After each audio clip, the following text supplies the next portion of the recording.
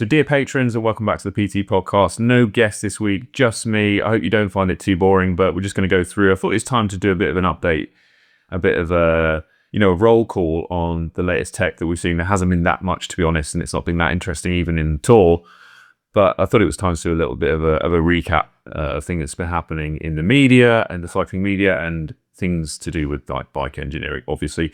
So I hope you don't find this too boring. It's just me going through, no edit, no script. First of all, we're going to talk about the DT Swiss recall. I think it was last week or possibly the week before. It became a stop ride notice on certain DT Swiss and Swiss side because they're the same rims that are made in a specific factory. I think that factory is in Vietnam. They also have factories, I think, in Poland and Taiwan, I believe. This was only affecting one kind of batch of serial numbers. Kudos to doing it. So instead of burying their head in the sand, Shimano, they'd come out straight away and say, don't ride these rims. Safety first. Obviously, there's no redundancy in the wheel. If it collapses you on the deck, you're going to die, possibly, or you're going to have serious facial injuries. But yeah, they've actually highlighted what's going to happen. They said there's some delamination between basically the body of the rim or the fairing of the rim and the sidewall.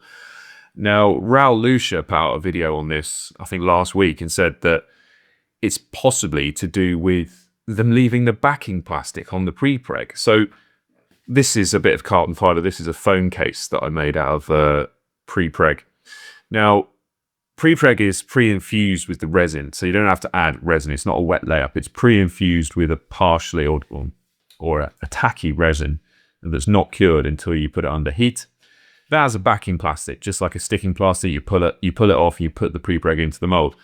Now, I can't believe the factories left the backing plastic on the pre-preg as they've been laying it up.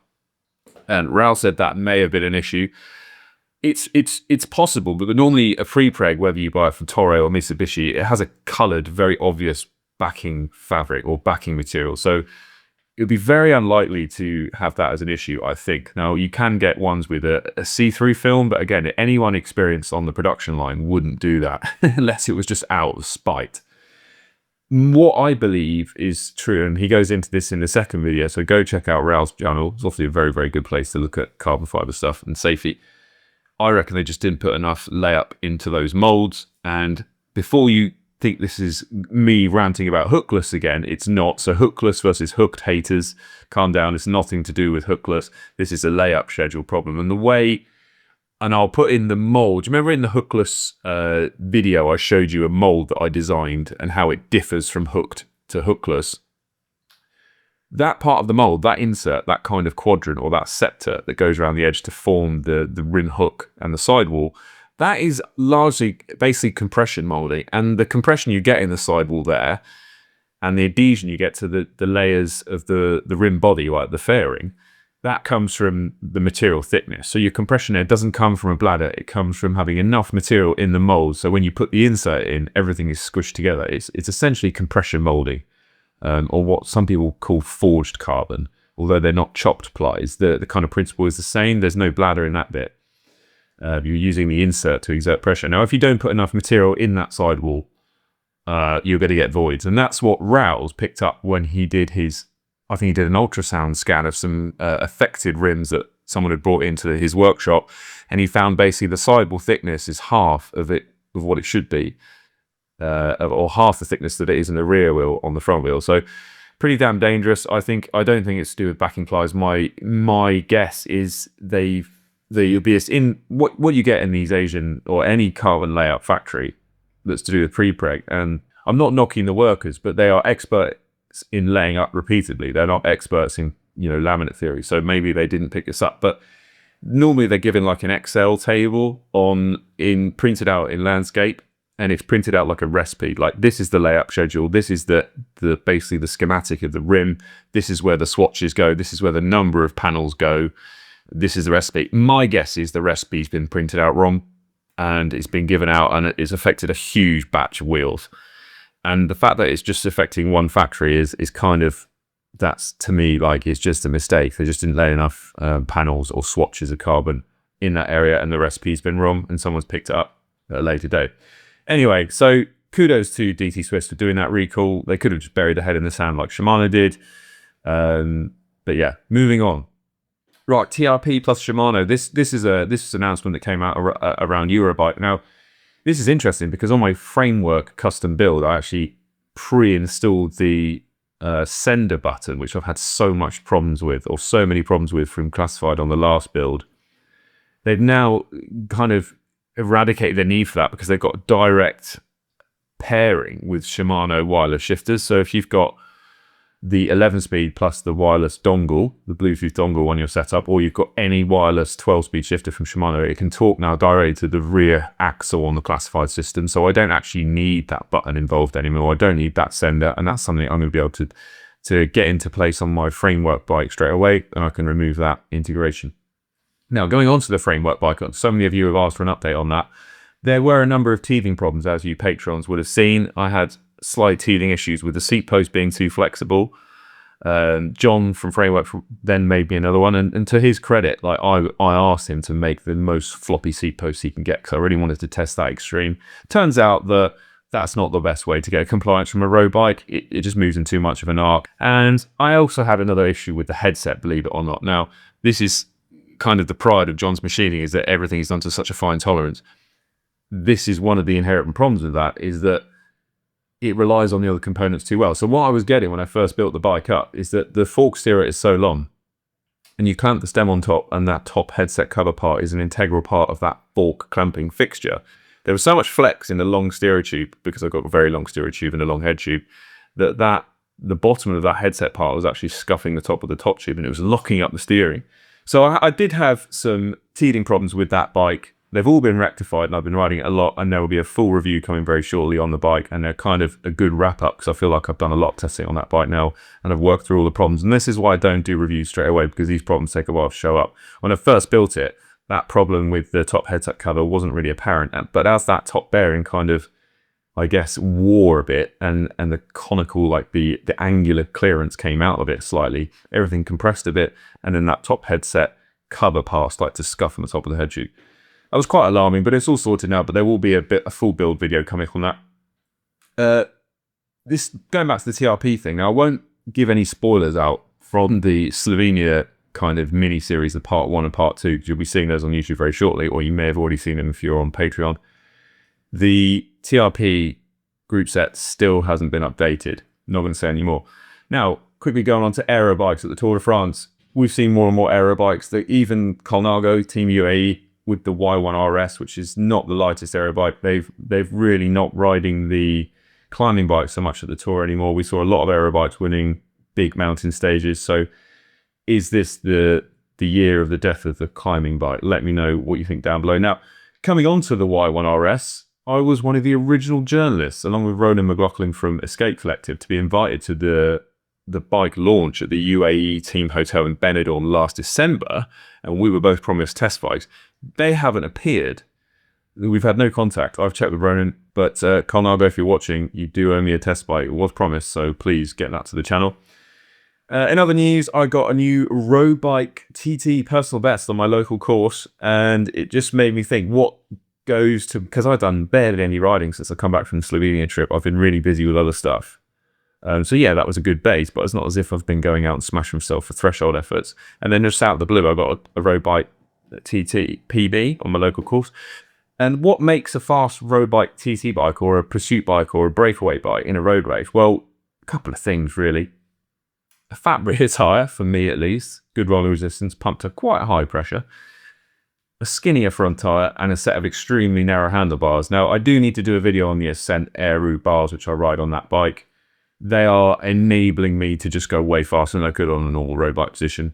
The other thing I think is key, and we saw this in the Tour de France, is high stack. Like I've always said, bikes are too low at the front for people on frames over a 56 centimeter. Even if you look in the Tour de France with the pros who are, they're the OG slammed guys. Even those guys that are on a bike bigger than the kind of 54, 56 are using spaces under the stem.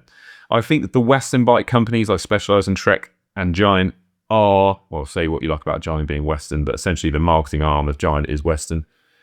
They are coming up on the stack, because if you have to ride a bike with your arms locked out straight on the hoods, or you can comfortably bend your forearms so that your forearms are, or bend your elbows so your forearms are completely horizontal, That second position is a lot more aerodynamic. It's also more biomechanically efficient because your hip angle is way more open, you can breathe easier, and a higher stack for bigger guys is just faster. The Chinese companies are still kind of stuck on the long, low and slammed thing. Yes, it looks great in photos on Instagram, but practically it's not very fast. If you're a short guy and you're on a 50 or a 52, yes, you can slam the stem because you've still basically got no drop from saddle to bar. But anything bigger than a 56, higher stack is faster. So on that Tavella, which I do ride on the road bike TTs, even with the kind of shonky wheel top setup, you don't need to change gear. It's not that bad. To be fair, it's fine. It's just a bit weird. I have got the stack as high as I possibly can by the use of a couple more spacers and pitching the stem up with a kind of internal steerer adapter, because that stem is 1.25 OD and the steerer OD is 1/8, and it has actually got an internal tube spacer to pitch up slightly. I could make it even higher just by flipping the stem, but it seems to be a good position. So people often ask me, like, what do you ride on the road bike TTs? That's the bike. It's fat tires, extremely narrow handlebars, and a higher than normal stack. Now, I don't purport that bike to being very good at climbing. It's one by, but because of the narrow handlebars, it's not the easiest bike to climb on. You need quite a lot of tricep power to stabilize it when you get out of the saddle. But in that TT, I mean, you just don't get out of the saddle. If you get out of the saddle, you're losing time. The handlebar situation is obviously, I didn't really comment on this when it came up, but the UCI's handlebar limitations for next year are just absurd. It makes most of the pro peloton bars illegal, the 32 centimeter rule between the hoods. I mean, when I look at the pro peloton, you think most of their bars are too wide anyway. And now a lot of them are going to be illegal. But it just, I mean, I have, essentially, I don't have skin in the game, but I do sell the Ascent Aero handlebars on my website. And I've been testing those since their prototype phase, and I really like them. And it's the only external company's piece of equipment that I sell on my website because I genuinely believe it's decent. And I use them myself week in, week out on road bike TTs.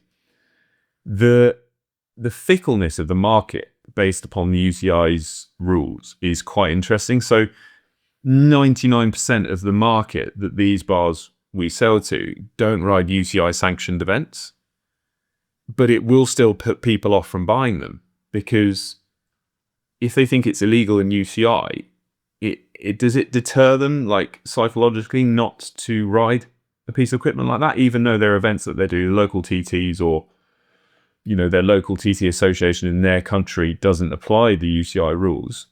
Why does it matter to you? Because surely if you want to go fast, you just go fast and you use the equipment that enables a fast position.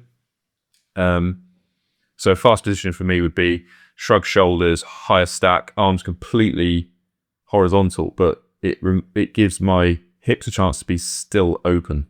And yeah, I just really like them. But it is interesting to see people think they're governed by the UCI, even though we're just amateurs. Like, you're not governed by the UCI. You're still open to go out and buy whatever's fastest. So yeah, road bike PB, just ride on good vibes and good morale, and that does a lot because I haven't been training at all. The new Time Skylon. So the bike shop fairly local to me is Mapdeck Cycles. And there has been a bit of controversy between Hambini and Mapdeck on YouTube. I'm not quite sure what the beef is, but I have asked to ride the new Time Skylon and to give you a more kind of impartial review on it. And it's going to be horrifically low for me because I think they've slammed it, but I want to see the quality of the bike. I want to feel that really kind of thick, hard, not going to say harsh yet, resin rich feel of the Time Skylon. So I've kind of booked that in to go and collect that, and hopefully I'll get some videos up on Patreon or YouTube. A couple of other things that caught my interest. Tailfin is like the premium, highly engineered, good product design arm of the bike packing bag area. I use a lot of their parts on my Slovenia trip.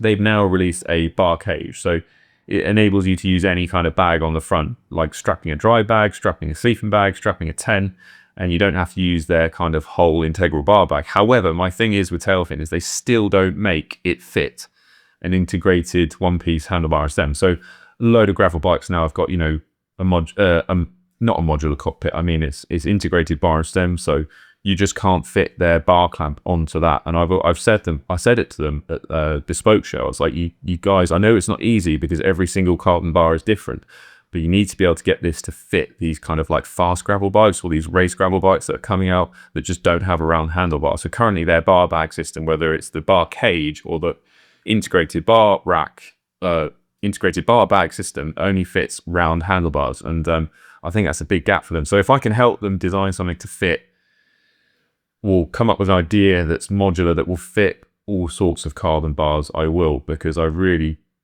on that Slovenia trip, I had to use a really crappy front rack, which broke, and then I ended up just strapping bags to the handlebar.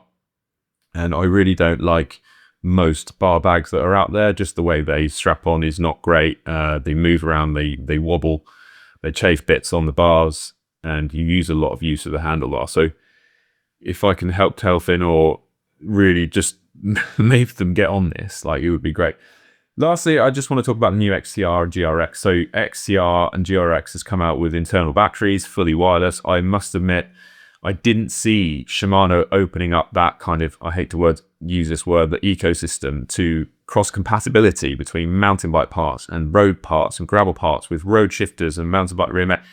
It is really good. And as a Shimano fan, I think they had to do it to keep up with the kind of SRAM cross-compatibility, but I think this is going to be a real game changer for people that want to have one bike that does it all. So a road bike, which they can put an Ultegra mech on with an Ultegra cassette, a shorter chain, but then a couple of hours in the workshop, they can change it to a GRX, not even an hour in the workshop, change it to a GRX, longer mech, longer chain, huge cassette, and have like a gravel bike and a road bike all in one. So the good thing about the framework bike that I've got is it is truly a do-it-all bike. I've done some really fast road rides on it, 45mm gravel tires on it, one by with the classifieds. So this unlocks that. And I actually think it's kind of not shooting themselves in the foot. People are going to buy more mechs, but people are going to buy less total group sets. If they're cross-compatible, you don't need to buy a GRX shifters and a GRX mech, or a GRX mech and XTR shifters, or vice versa. And